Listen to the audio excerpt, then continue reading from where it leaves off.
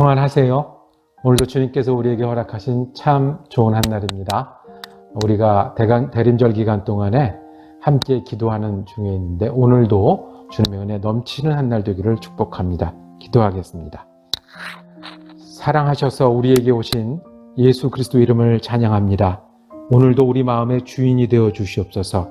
우리 시간을 인도하시고 우리의 만나는 일마다 우리가 겪는 순간마다 우리 주님이 되어 주셔서 함께하여 주시옵소서. 그래서 우리가 어제와 비슷한 일을 만나고 어제와 똑같은 어려움을 만날지라도 주님 때문에 새로운 믿음, 새로운 마음으로 겪게 하시고 주님 주신 소망으로 오늘도 주님 소망으로 오늘도 힘을 얻는 귀한 날 되게 하여 주시옵소서. 우리 예수 그리스도 이름으로 기도드립니다. 아멘. 오늘 우리가 함께 읽으실 성경은 신약성경 누가복음 5장 1절에서 11절까지 말씀입니다. 그 중에 8절에서 11절까지 말씀을 받들어 읽습니다. 시몬 베드로가 이를 보고 예수의 무릎 아래에 엎드려 이르되 주여 나를 떠나소서 나는 죄인이로소이다 하니 이는 자기 및 자기와 함께 있는 모든 사람이 고기 잡힌 것으로 말미암아 놀라고 세베대의 아들로서 시몬의 동업자인 야고보와 요한도 놀랐습니다. 예수께서 시몬에게 이르시되 무서워하지 말라. 이제 후로는 내가 사람을 취하리라 하시니 그들이 베드로를 육지에 대고 모든 것을 버려두고 예수를 따르니라. 아멘. 오늘 함께 읽으신 누가복음 5장 말씀을 중심으로 이제 후로는 이라는 제목을 정하고 은혜 나누기를 원합니다. 대림절은 예수님이 오신 의미를 기억하고 우리에게 오시는 예수님을 다시 모셔드리도록 준비하고 기다리는 기간입니다.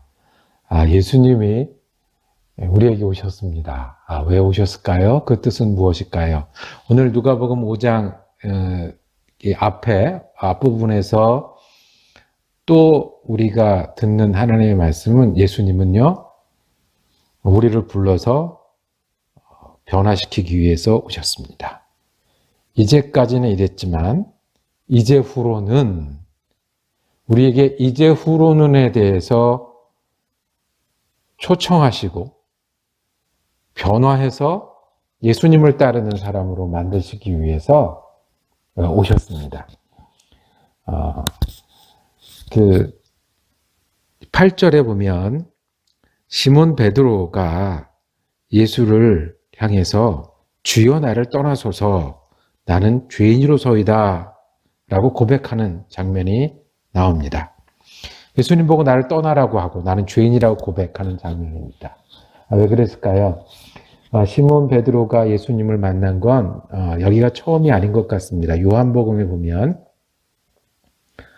시몬 베드로와 그 형제가 예수님을 만난 적이 있습니다. 세례 요한이 소개하고 예수님을 미리 만난 적이 있습니다. 아마 시몬 베드로와 그 형제들은 예수님과 같은 랍비, 메시아를 기다리고 있었을지 모릅니다. 그래서 좋은 소문을 듣고 만난 적이 있던 것 같습니다. 그래서 예수님을 알고 있었죠.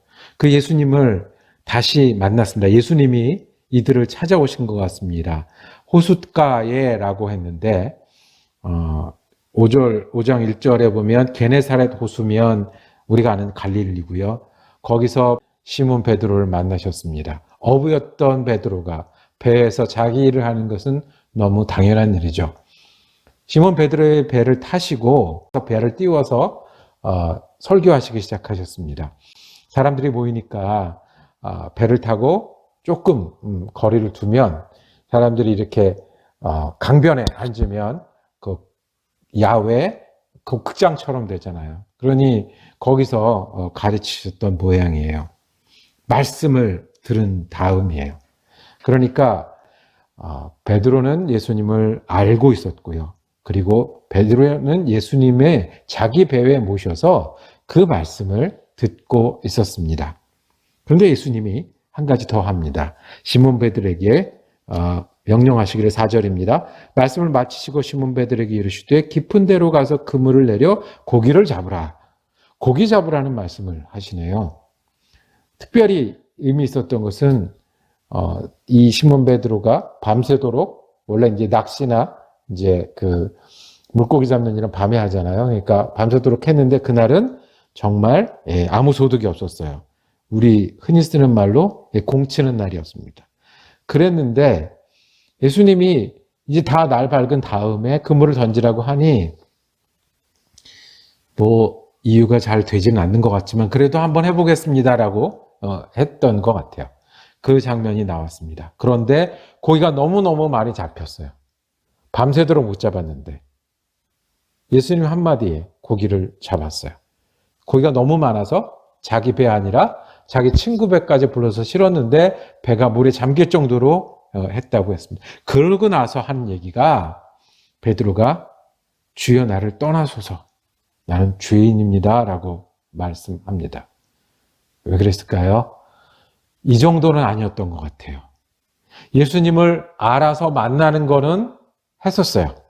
그리고 예수님을 자기 배에 모셔서 말씀을 듣는 것까지는 했었어요. 그런데 이렇게 생각하지도 않았던 일이 벌어지는 것은 예수님이 시몬에게 명령하시고 시몬이 물고기를 잡는 일이 일어나는 것은 자기가 생각하지도 상상하지도 그리고 지금 받아들이기도 힘든 거예요.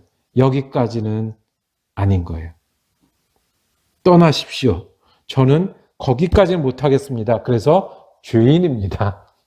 말씀을 듣고 예수님을 알지만 저는 여기까지가 좋아요. 여기까지는 할 수 있는데 그 이상은 못하는데 주님 내 앞에 이렇게 큰 일을 이루시면 어떻게 합니까? 예수님 10절에 대답하십니다.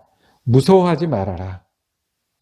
무서워하는 게 이제 이렇게 시커먼 거를 무서워하거나 물에 빠질 걸 무서워하는 게 아니라 내가 여기까지는 못한다고 했는데 그 다음에 일어날 일들을 무서워하지 말아라. 이제 후로는 내가 사람을 취하리라 라고 말씀하십니다. 사람을 취하는 사람 되러 가자. 이제 나랑 같이 가자라고 초청하시는 겁니다. 그랬더니 그들이 배들을 육지에 대고 모든 것을 버려두고 예수를 따르니라. 여기서부터 제자의 삶을 시작하고 변화는 시작했습니다. 예수님은 이거 하러 오셨습니다. 나를 아는 많은 사람들이 있었고 예수님을 말씀을 듣는 많은 사람이 있지만 시몬 베드로에게 내가 너를 알고 너를 주목한다고 말씀하는 거예요. 여러분들 한번 상상해 보시죠. 우리도 예수님을 압니다. 그리고 우리도 예수님의 말씀을 듣습니다. 예수님이 내가 너를 주목한다고 하는 거예요. 내가 너를 안다고 하는 거예요. 네가 너를 뭐 하는 사람인 줄 알고 그리고 나는 너를 향한 계획이 있다고 말하는 거예요. 한편으로 되게 기쁜 마음이지만 또 한편으로는 시몬 베드로처럼 저는 거기까지는 두렵습니다 하는 마음이 있을 수 있어요. 왜냐하면 예수님이 내게 주목하시고 나를 바꾸시면 나는 마음이 달라지고 시간이 달라지고 삶이 달라지는 거예요. 내가 알고 있던 것들을 내려놓아야 되는 거고 내가 하던 대로 살 수가 없는 거예요. 주님을 따라가자는 초청을 들으면 내가 따라가야 되잖아요.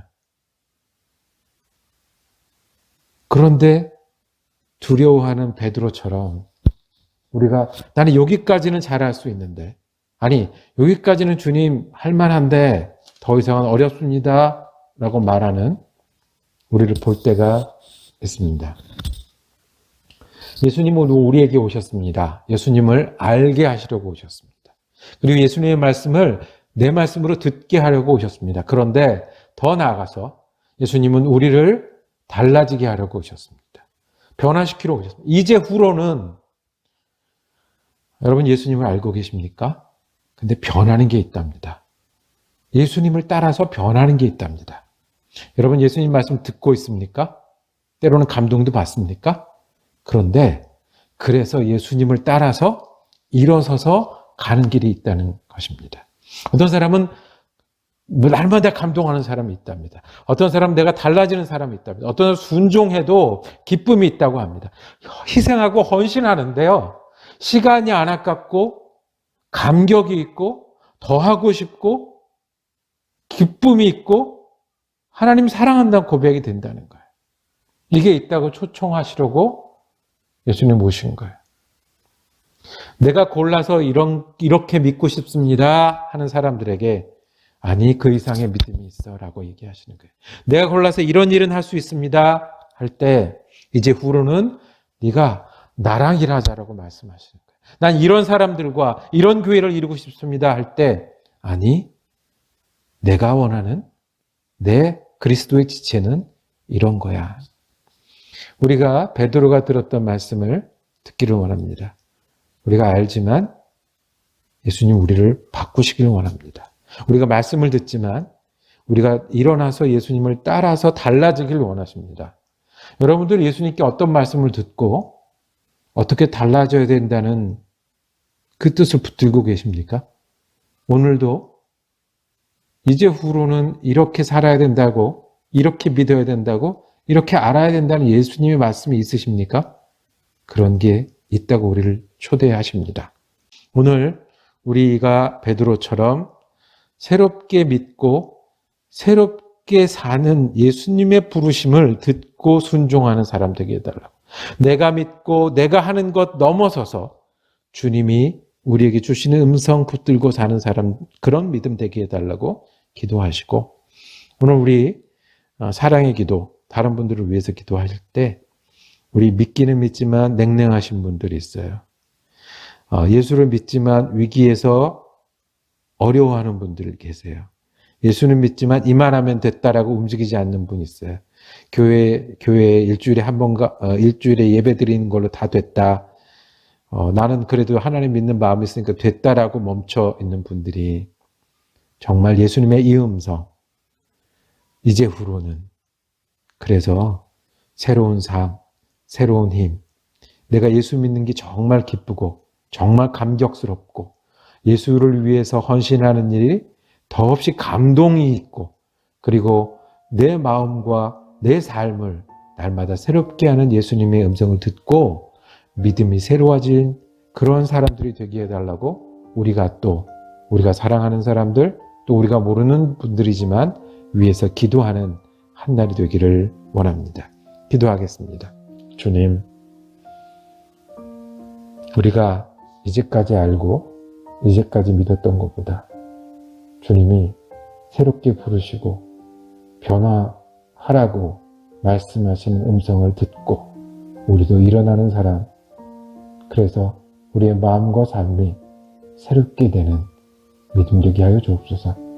그리고 지금도 더 잘 믿어야 돼서, 더 귀한 믿음이 필요해서, 더 새로운 삶이 필요해서 기도하고 애쓰는 분들, 또는 이만하면 됐다라고 멈춰있는 분들, 주님 돌아보아 주셔서 주님의 부르심 듣게 하시고 그 부르심에 순종함으로 감격스럽고 날마다 새로운 믿음 갖게 우리 귀한 영혼들 주님께서 새로운 은혜를 더하여 주시옵소서. 우리 예수 그리스도 이름으로 기도드립니다. 아멘. 말씀 묵상 함께 할 수 있어서 감사했습니다. 내일도 누가복음 5장 묵상 이어지겠습니다. 은혜로운 한 날 되시기를 축복합니다.